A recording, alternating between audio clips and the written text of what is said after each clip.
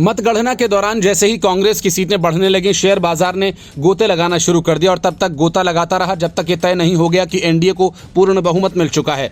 फिर शेयर बाजार स्थिर हुआ और अपने स्तर पर पहुंचने लगा। मतलब साफ है कि निवेशकों को कांग्रेस पर अभी भी भरोसा नहीं है, लेकिन राहुल गांधी को यह सब बड़ा घोटाला लगता है। इसकी जांच वे जेपीसी से कराना चाहते हैं। हालांकि लगातार तीसरी हार से बौखलाए राहुल गांधी एग्जिट पोल करने वालों के खिलाफ भी ऐसा ही चाहते हैं। लेकिन बड़ी बात यह कि बीजेपी पर शेयर घोटाले का आरोप लगाने वाले राहुल गांधी ने खुद इस उतार चढ़ाव के बीच मोटा माल कमा लिया।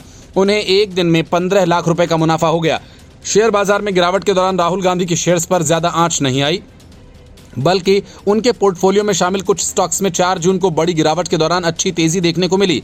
वहीं कुछ शेयर्स में 3 से 5% तक गिरावट आई। चुनावी हलफनामे में दी गई जानकारी के अनुसार उन्होंने करीब 4.5 करोड़ रुपए शेयर बाजार में इन्वेस्ट किए। उनके पोर्टफोलियो में कई नामी कंपनीज के शेयर हैं। जून को निफ्टी और सेंसेक्स करीब 8% तक टूटे थे और सबसे ज्यादा मार सरकारी कंपनीज के शेयर्स पर पड़ी।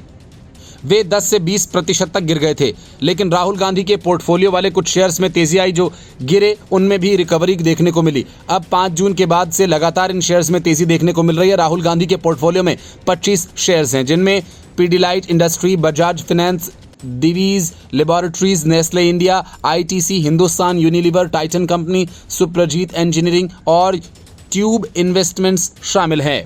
खास बात है कि 4 जून को जिस दिन बाजार में भारी गिरावट देखने को मिले, उस दिन राहुल गांधी के पोर्टफोलियो वाले शेयर्स पर ज्यादा असर नहीं पड़ा।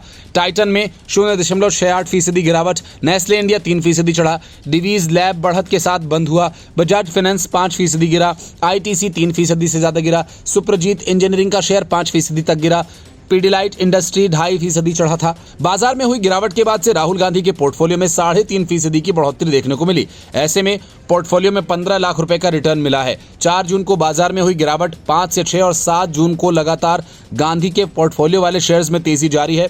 गांधी के आरोपों का जवाब देते हुए केंद्रीय मंत्री पीयूष गोयल ने कहा कि एग्जिट पोल के बाद विदेशी निवेशकों ने ऊंचे भाव पर शेयर्स खरीदे, जबकि भारतीय निवेशकों ने शेयर बेचकर मुनाफा कमाया।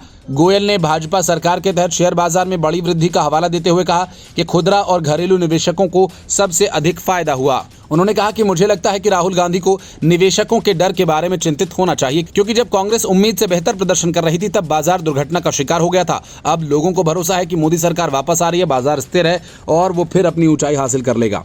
Bureau report, news of India.